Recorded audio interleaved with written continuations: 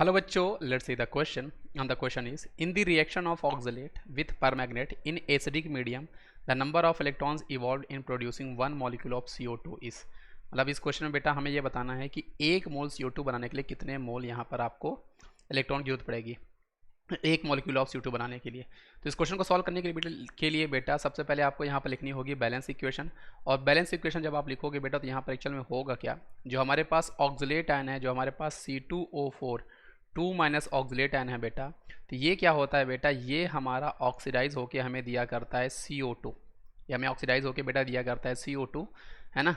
और आपके पास जो बेटा MnO4 है, अगर मैं MnO4 की बात करता हूँ तो MnO4 माइनर जो हमारे पास है पर मैग्नेट, ये एक्चुअल में होता है क्या बेटा, ये हमारा कन्वर्ट हो रहा होता है Mn2 प्लस में।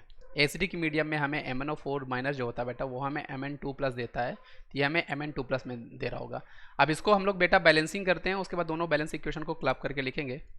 तो बैलेंसिंग करने के लिए बेटा सबसे पहले हम लोग क्या करते हैं, जैसे मैं MnO4 माइनस को बैलेंस करता हूँ बेटा, तो यहाँ पर आपके पास जो एटम है मैग्नीज और मैग्नीज दोनों ही केस में सेम है, एक एक एटम है, इसलिए ये तो आपका बैलेंस है। जो हमारा ऑक्सीडेशन दे रहा है या रिडक्शन दे रहा है वो एटम आपका सेम होना चाहिए, दोनों ही एक एक हैं। ऑक्सीजन हमारे पास बेटा यहाँ पे 4 है, तो ऑक्सीजन को बैलेंस करने के लिए बेटा हम लोग वाटर मॉलिक्यूल ऐड करते हैं, तो यहाँ पर आपके पास 4 वाटर मॉलिक्यूल हो जाएगा, है ना। और अब आपके पास जो हाइड्रोजन मिला है बेटा, तो उसको बैलेंस करने के लिए हम लोग H+ आयन ऐड करते हैं, तो 8 H+ आयन हमारे पास हो जाएंगे। तो ये हमारा बैलेंस हो चुका है। अगले स्टेप में बेटा इनको हम लोग बैलेंस करते हैं बाय चार्ज हमारे पास कितना है, और चार्ज को बैलेंस करने के लिए हम लोग इलेक्ट्रॉन यूज़ करते हैं।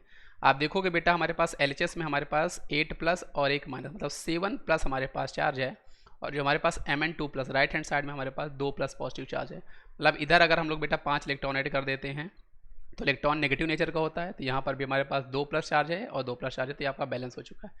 दूसरी इक्वेशन को बैलेंस करते हैं बेटा, तो यहाँ पे कार्बन आपके पास 2 एटम है हमारे पास, राइट हैंड साइड में कार्बन आपके पास बेटा यहाँ पर 1 एटम है, तो कार्बन यहाँ पर आपका बेटा ऑक्सीडाइज हो रहा है, इसलिए कार्बन आपका बैलेंस होना चाहिए, तो जिसको हमने 2 कर दिया। फर्दर आप देखते हो बेटा तो यहाँ पर ऑलरेडी आपका ऑक्सीजन जो है यहाँ पर आपके पास 4 है, यहाँ पर ऑक्सीजन आपके पास 4 है, तो ऑक्सीजन ऑलरेडी आपका बैलेंस है, तो उसको बैलेंस करना नहीं है। नेक्स्ट हम लोग चार्ज को बैलेंस करते हैं। यहाँ पे हमारे पास 2 नेगेटिव है लेफ्ट हैंड साइड में, आप देख सकते हो यहाँ पर हमारे पास 2 नेगेटिव करने के लिए बेटा 2 इलेक्ट्रॉन ऐड कर देते हैं। अब ये इक्वेशन आपकी बैलेंस हो चुकी है। अब होता क्या बेटा, जब कभी भी हम दोनों इक्वेशन को लिखते हैं तो एक्चुअल में बेटा आपके जो इलेक्ट्रॉन है वो आपके सेम होने चाहिए, इलेक्ट्रॉन आपके कैंसिल आउट होने चाहिए। इसलिए इस पे बेटा हम लोग मल्टीप्लाई करेंगे 5 से, और यहाँ पे हम लोग मल्टीप्लाई करेंगे 2 से, तो इलेक्ट्रॉन आपके बैलेंस हो जाएंगे।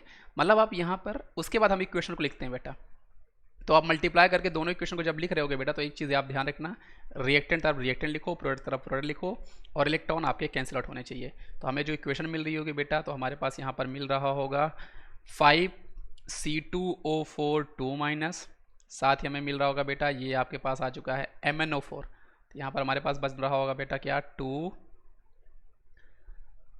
MnO4 माइनस, साथ में हमें यहाँ पर मिल रहा होगा बेटा 8H+।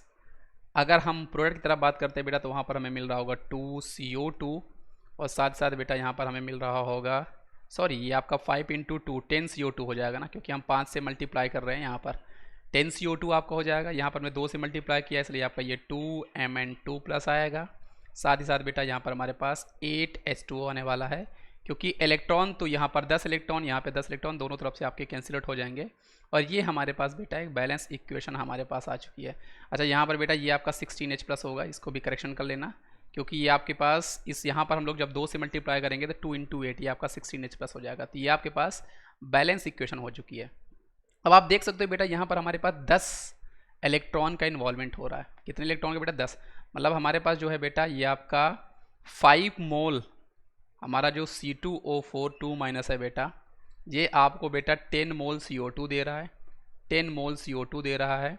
और यहाँ पर बेटा कितने इलेक्ट्रॉन इन्वॉल्व हो रहे हैं बेटा, 10 इलेक्ट्रॉन का यहाँ पर इन्वॉल्वमेंट हो रहा है। हमने ऑलरेडी बैलेंस इक्वेशन में देख रखा है 10 इलेक्ट्रॉन का। अब क्वेश्चन मुझसे हमसे पूछा है कि प्रोड्यूस 1 मॉलिक्यूल ऑफ CO2, तो ऑब्वियस सी बात है एक मॉलिक्यूल ऑफ CO2 को प्रोड्यूस करने के लिए हमें कितने इलेक्ट्रॉन की जरूरत पड़ेगी, 1 इलेक्ट्रॉन की जरूरत पड़ेगी, क्योंकि 10 मोल CO2 को प्रोड्यूस करने के लिए हमें 10 इलेक्ट्रॉन की जरूरत पड़ रही है। तो एक मॉलिक्यूल CO2 के लिए हमें कितनी जरूरत पड़ेगी बेटा, एक मॉलिक्यूल CO2 के लिए हमें 1 इलेक्ट्रॉन की जरूरत पड़ने वाली है, इसलिए इस क्वेश्चन का सही जवाब बेटा हमारे पास ऑप्शन नंबर C हो जाएगा।